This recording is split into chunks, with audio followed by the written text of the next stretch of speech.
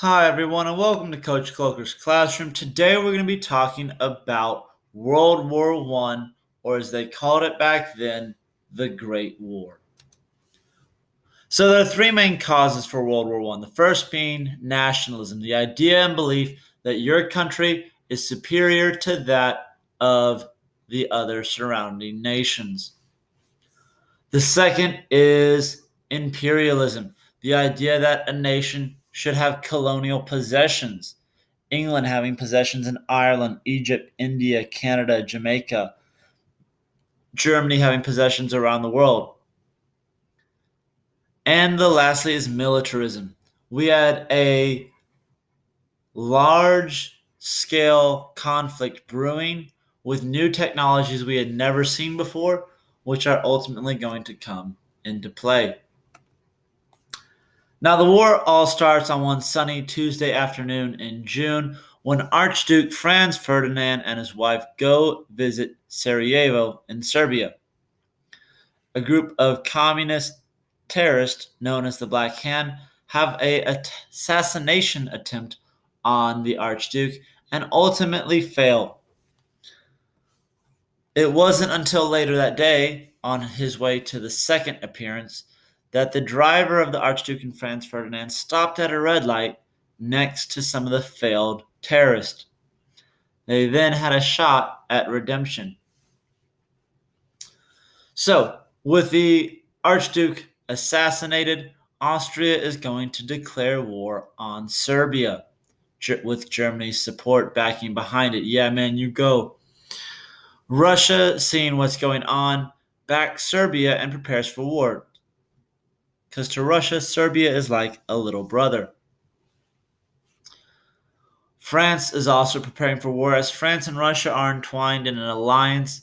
And so Germany, realizing this, notices that they will have to fight both the French and the Russians. So they develop the Schefflin Plan, the idea that they're going to defeat Germany, that Germany is going to defeat France quickly. And so Britain will join the French and the Russians, known as the Allied Powers or the Triple Entente, declaring war on Germany, Italy, and Austria, known as the Central Powers or the Triple Alliance. So, with Germany's Schefflin plan to knock out France quickly and then go to war with Russia was a great plan for what it was worth. Unfortunately, this meant invading neighboring and neutral Belgium.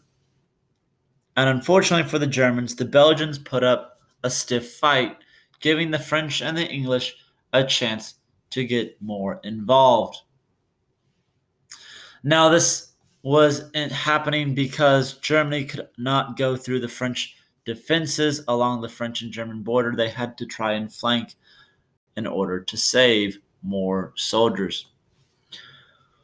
New technologies are going to emerge during this time, the first being the tank, designed to go through no man's land between trench to trench with heavy guns and machine guns. These tanks revolutionized the war. Going about as slow as a tortoise, you could outwalk them in most cases, but that wasn't the point. The point was they were almost impenetrable. The second technology is poisonous gas, first used by the Germans and later by us. We will use poisonous gas to try and turn the tide of the war. Machine guns will be developed during this time. With an era of bolt action and lever action rifles, a machine gun that can fire hundreds of shells in just a few minutes is going to drastically change it. Airplanes will be used for the first time in war. Originally used as spotter planes to see where the enemy was, they will later have guns and bombs detached on them to help in the efforts of destroying the enemy. Now, the way World War I worked was cold and brutal, with long-range artillery in the back. At the front of the line was two trenches, the French on one side with the English and the Germans on the other, and about 100 yards in between. Land being shelled, destroyed, and blown up with all measures. Rubble and ruins, barbed wire. When the whistle would sound, soldiers would get up from their trench, charge across no man's land, under a fury of artillery shells and bullets, charge across this land to then engage in hand-to-hand combat with the Germans on the other side. If you were only lucky enough to repel the enemy and get them to retreat, you would then have to do the same a few days later. And so with World War I raging, the Germans are going to engage in using submarines for the first time and go on a warpath of, write these words down, please, unrestricted submarine warfare, destroying any and all ships that were not German. This left naval powers like Britain in a bit of a crux, and so the U.S. decided to remain neutral, but in secret we were going to sell weapons and anti-submarine equipment to the French and the English. And in May 1915, a German U-boat is going to fire upon a civilian ship known as the Lusitania, killing 124 Americans. Wilson is going to declare that we need to be in a state of preparedness, but we weren't ready to go to war just yet. As a matter of fact, in 1915, the Germans would actually announce a suspension of attacking passenger ships, known as the Sussex Pledge. And so when Wilson ran for re-election in 1916, he ran on a slogan very popular: "He kept us out of war." He was the man who kept us out of war. Shortly after that, in March 17, the British will uncover a Zimmermann telegram, which was the Germans trying to convince Mexico that they should invade the United States to retake the land lost in the Mexican-American War. This was still not enough for the U.S. to declare war on Germany. It wouldn't be until April when the Germans would resume unrestricted submarine warfare, sinking another American ship, that President Wilson asked Congress to declare war. And Wilson's plan was simple. In 14 points summarized by these four, this was his goal: a peace without victors. Whoever won, there shouldn't be one person as a declared winner. People should be able to decide for themselves what country they belong to. No one should have a huge military and freedom of the seas where you should be able to travel safely and freely.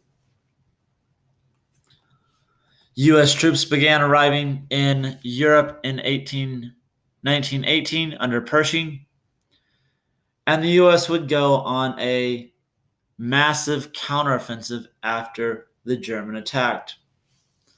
Americans, or colloquially referred to as doughboys, would charge across the lines and ultimately be a deciding factor. Now, with every war, there are thousands of war heroes and many medals that are given out. The most notable from World War I is Sergeant Alvin York from Tennessee. Grew up hunting squirrels in the Tennessee mountains. He, by himself, attacked 32 machine gun nests, killed 28 Germans, and took 132 German soldiers as prisoners. But that wasn't all. At the Battle of the Argonne Forest, lasting almost a month, the U.S. participated in one of the largest attacks in history. After successfully defeating the Germans and German morale low, the war would be sued for peace on November 11th at 11 a.m. on the 11th minute. This is why in the U.S. we have Armistice Day on November 11th. Other nations around the world, this is why we have Veterans Day on November 11th. Other nations around the world call it Armistice Day. But out of the 10 million people that have died, just over 100,000 were American. Unfortunately, the effects of the war didn't stop on the battlefield on Armistice Day. As a matter of fact, there was a massive disease epidemic that started. A virulent strain of the Spanish flu swept the United States, killing millions, and was the first disease epidemic in the United States brought over from soldiers from World War I. But World War I did put America in a position of extraordinary power, with the Selective Service Act requiring millions of people to register for the draft, all men 21 to 30 being forced to register. Nowadays, the draft or selective service, you sign up for that when you get your license. Yes, so when you sign for your license, you are signing up for the selective service. Federal agencies stepped in to ration goods, food, oil, and all around, most Americans supported the idea of going to war with Germany. Millions bought war bonds. Propaganda flourished throughout the country, using Lady Liberty as an example. So, with Wilson in war, pushing for the defeat of Germany, we look at how is the American public viewing the war. While most Americans were pro-war, using Lady Liberty as a example and a martyr for the cause of war, there were many Americans who were against fighting in World War I. Now, we've talked about this in the past, but this is when it actually becomes law. The Prohibition Amendment, the 18th Amendment, okay, which was mainly pushed by women reformers who wanted to protect themselves and children from abusive husbands. Companies supported it because they wanted more disciplined employees. And the Food and Drug Administration said that we should use it for food and not for beer. We should use wheat and grains for food and not for beer. And so the 18th Amendment banned the sale of alcohol. Remember our amendments so far, the 13th, 14th, 15th, 16th, 17th, free citizens, vote, income tax, senators, and now the banning of alcohol. And the next one will be the right for women to vote. But as I was saying, many Americans were not in support of the war. As a matter of fact, many people argued against it. I pledge allegiance and silence about the war became a popular slogan. The government first took steps to make sure that people weren't interfering with the draft. Okay, wanting to make success legal.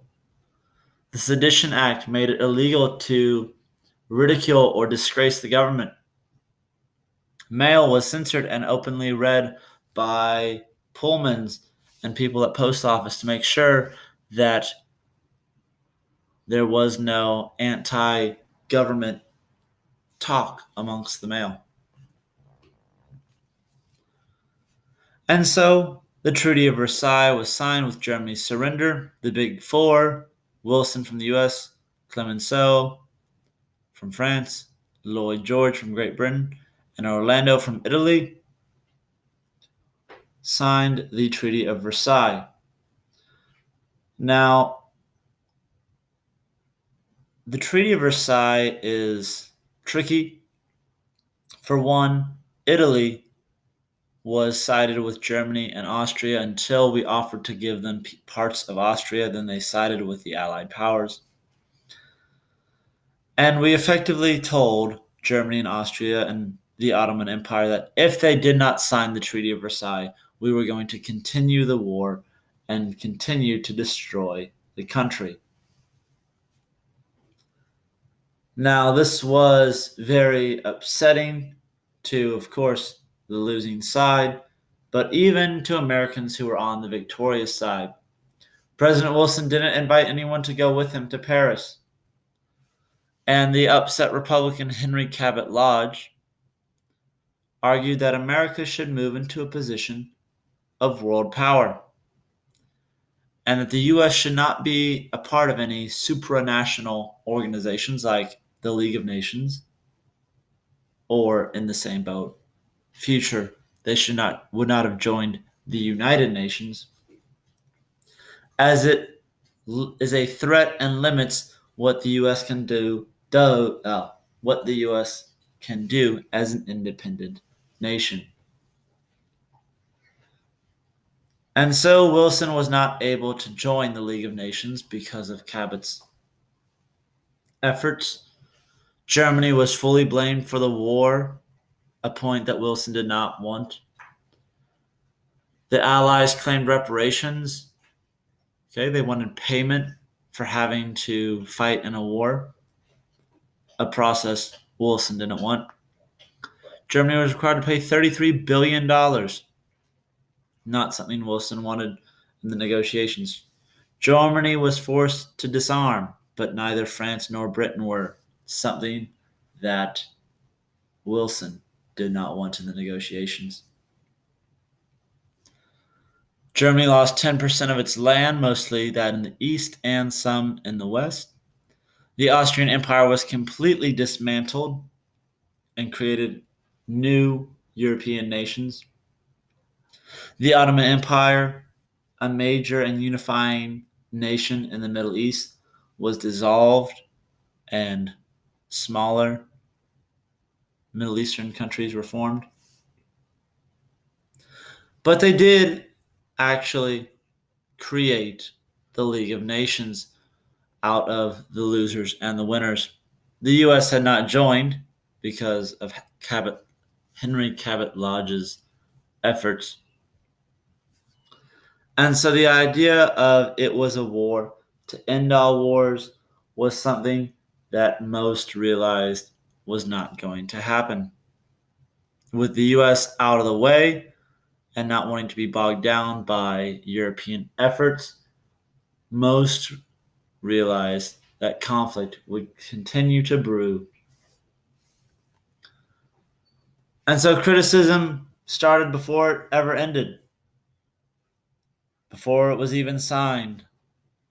Some thought it was too harsh, especially if you were German or American and you supported Wilson. Others, like France and England, wanted more reparations. But most importantly, despite fearing that Germany would be angry, resentful, and try to start another fight, France continued to push for massive reparations, even though it was afraid Germany would continue to fight. That's like being afraid you're going to be bullied by someone after you just beat them up and are taking their money. You're afraid they're going to want to continue to try and fight you. It's funny how things work out. And so the League was created, but it had no armed forces. It had no way to enforce anything, and no one was willing to abide by it. While the Great War was an effort to end all wars, it would not. As a matter of fact, the armistice would last not even 20 years. The Treaty of Versailles, the end of World War I, would ultimately be the cause for the next world conflict, World War II. But before we get there, we have some things we have to talk about. So join us next time when we are talking about the Roaring Twenties here in Coach K's classroom. Thanks for stopping by. I love you. I'm proud of you. Till next time.